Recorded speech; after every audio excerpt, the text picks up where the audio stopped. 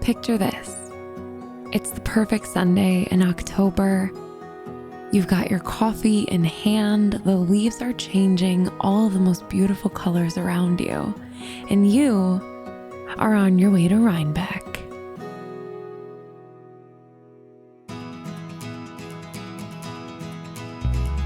I'm Nora, and this is also known as Nora News.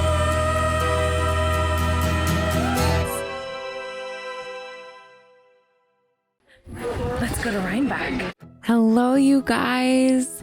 I know it's so funny to hear from me on a Monday. However, voiceover Nora is here to tell you all about my experience at Rhinebeck. Today, on Sunday, October 22nd, I had the opportunity to get to Rhinebeck, New York, and enjoy the New York Sheep and Wool Festival. This was my first time, so this is the perspective of a first timer. However, this isn't my first time at the fairgrounds that they hold the festival at, as I have attended the Dutchess County Fair there with my family in the years past. I was really excited to see how they would set up the whole place for something other than the Dutchess County Fair that I'd been to before. Naturally, I did not grab a map on my way in, and so we sort of just stumbled into the first building that we saw. That wound up actually being this food building, which was interesting, but certainly was not the wool that I was looking for. So I was pretty excited when we then wound up making our way into some of the other buildings where they had all sorts of yarny things, from yarn itself to these lovely ladies spinning on teams. They had every type of wool soap and fibers, and they had different project bags. I mean, anything that you can imagine, they had scattered across this festival. I have to say that there was so much. In fact, it was incredibly overwhelming. I've heard people say that Sunday is the day to go to Rhinebeck if you're overwhelmed by the bigger crowds. And if this is what a slow day is like at Rhinebeck, I don't know that I even want to know what the busy day is like, because holy cow, were there a lot of people. I mean, look at everybody dressed in their incredible knits, walking around. It's such a cool experience, but definitely it is a lot to take in, especially if you haven't been there before. Anyway, I will definitely be sharing more of my personal opinions on Rhinebeck in my podcast episode on Saturday, but I just wanted to share my first experience with you for anyone who hasn't been to Rhinebeck before or couldn't make it this year. Thank you so much to those of you who came up to me and said hi. You guys totally made my day, and it was really, really fun to meet you. And honestly, that was such a huge part of me wanting to go here, was to build those connections that we've started on this channel even further. So now you can see me walking around in some of the other shops. It was interesting that they had not only things to make your own goods and crafts, but they also had makers selling their already made stuff. So I do think that if you want to bring your family or people who aren't makers in your life, that they would find something to enjoy. Look at these paintings. I mean, there really is something for everybody. So we arrived around 10 a.m. and stayed until about 2. And I feel like we didn't see everything, to be honest. It was so overwhelming, but I did get to go squish all of the yarns. I got to sniff all of the yarns and honestly just kind of play around and discover all of the different elements of this fiber world. I don't think that I knew exactly what to expect when I started my Rhinebeck journey. I just knew that everyone said that you have to go, so I said I have to go too, I guess. I had absolutely no idea that there were just so many different small businesses with yarn, hand dyers, spinners, you name it. They were at this festival, and it was just kind of cool to see everyone's take on the same thing. Naturally, I am here still trying to figure out whether or not I like that sheepy scent, so any opportunity that I had to sniff something and find out if it was sheepy and whether or not I liked it, I did. Jury's out on that one, guys. I still have no idea if I recognize a sheepy scent or if I like a sheepy scent. I will continue my yarn sniffing journey and keep you guys posted as I figure that out. I was pretty excited to see this loop stand. I was first introduced to loop when I was watching Nitty Natty. I think last year made a sweater using some of this yarn. yarn. I think it's really cool that these yin yang skeins have the same colors but in different proportions to each other. So they have a perfect match.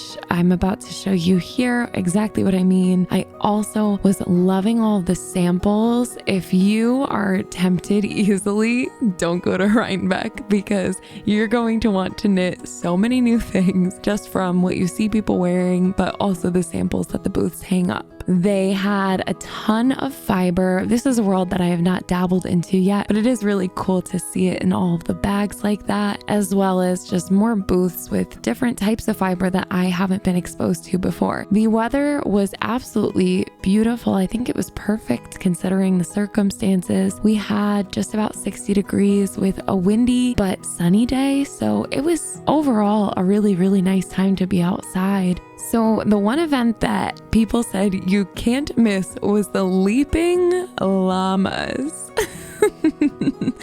This one gave me a good chuckle, you guys.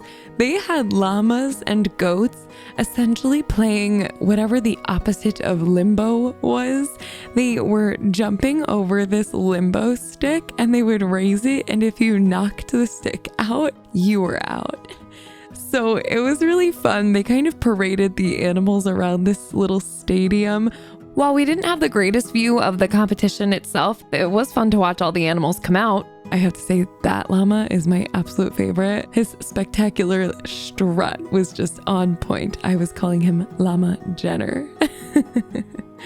The little ones actually reminded me of OC. I think that they're just about her size, and I wish that she could just play with them. I think that she would have a good time with them. But this event was crazy, you guys. This building was absolutely packed. We could not find a place to stand, let alone film, but we did our best. And honestly, just watching these cutie little babies parade around is good enough for me. The interesting thing at Rhinebeck is that there's such a vast combination of fiber and woodworking and spinning. They have all the different facets of fiber, as in they show you the animals. They have classes on the different types of fiber. Of course, you can buy yarn. You could purchase a spinning wheel to go spin some, what is that called, guys? When it's in the bag? I can't think of the phrase right now, but if you are a fiber enthusiast, then I think that Rhinebeck is for you. If you're watching this because you've never been to Rhinebeck, as a first timer, what I think I would like to share as my advice is if you're interested in the socializing aspect and the sort of networking and just more community part of what you hear of Rhinebeck, it sounds to me like that's going to happen mostly on Saturday. On Sunday, it was pretty quiet, as in the people who were there were, I think, on a mission to get whatever they spotted the day before. So everyone was sort of doing their own thing, which really didn't bother me. I did just feel like there were so many people that it was a lot to take in. These little cuties, guys, look at them jump over this stick. So this was their warm-up round that they did. And what I kind of thought was even more comical was that the handlers of these precious little babies were also jumping over the limbo stick. And basically, if you're looking for some high quality entertainment, seek out a Leaping Llamas competition. Look at the crowd. They went wild. Definitely just keep in mind that if you're at Rhinebeck next year and you're trying to catch this competition, you're probably going to want to show up a bit on the early side because it really filled up so fast and it would be so much more fun from the stands. Aren't these babies gorgeous? They're so fuzzy and happy. This is our strutter. Hi, Llama Jenner. Honestly, if you're having a rough day, you should just go watch some llamas leaping about. Some other things that I've heard about Rhinebeck, and I think that the things that you're hearing, if you listen to other podcasters, are mostly pertaining to that Saturday. I was unable to go on Saturday, so I genuinely don't feel as though I had the same experience that other people have had at Rhinebeck. I didn't experience the mass line, which I saw from other people. But there was no crazy line to get in. We arrived at 10 o'clock and were able to pull straight into the parking lot, get our parking. I had bought our tickets online, so it was pretty easy peasy to get through all of security in that. And then you're just in the fairgrounds. Everyone talks about what they're wearing to Rhinebeck. You wear whatever's comfy. No one there is really dressing to impress. I felt a little bit like a fish out of water, but I was very comfortable too. So just make sure that you have good walking shoes on because you are going to need them. So like I said, they have all sorts of fiber, but then they also have the animals. As far as I could gather, there was some sort of competition or contest for the best animals. It was a little bit tricky to take in all of the information. So I was just going with the flow, sniffing them sheep. I'm trying to figure that out, you guys. But this was one of the buildings that they had where most of the animals were. And they had everything from your rabbits and goats to these beautiful sheepies. And I'm just an animal lover. And so they were all my babies. And I had to say hi to everybody and tell them that they were beautiful and that I loved them. And then give them a good sniff. Yeah. We walked around a good bit and it felt like there was so much that there was absolutely nothing.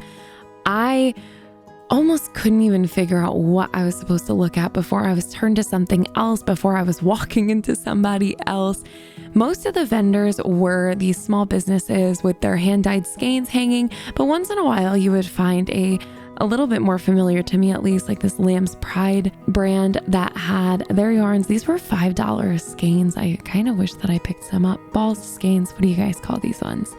So they had these in the tubs, and you guys know that I'm a bargain girly. So this sort of style, I think, was more what I was picturing for Rhinebeck, and I would have been happy to hunt around in these tubs all day long. But like I said before, I actually wasn't looking to purchase any yarn today. I'm all set on the yarn front. However, I was looking for some stitch stoppers and a retractable tape measure. I was actually also looking for a single skein of yarn to make a hat for my boyfriend. And I came home completely empty-handed. And I'm sure that that's going to sound shocking to some people, but I think that that really just tells you how overwhelming it truly was. I didn't think that they had a ton of accessories. It really was primarily fiber. And I also think that I'm so particular about the colorway that I'm looking for. You guys know I get an idea in my head and I just can't unimagine it. So it was kind of tricky for me to find something for his hat, but that's okay. It was really just fun to be exposed to so many new things, to meet so many new people. I had a great time walking around. I'm going to be exhausted for the next week. I also think that right now is the best time to say a big thank you to my amazing boyfriend who filmed this video and followed me throughout a fiber festival, you guys. This girl looks beautiful and I just had to tell her that. But if you went to Rhinebeck, definitely let me know and tell me what your thoughts were. Was it your first time? Otherwise, let me know if you guys are planning to go next year. Are you a Saturday or a Sunday person? Tell me all about your Rhinebeck experience down below. And in the meantime, let's head home and get some sleep.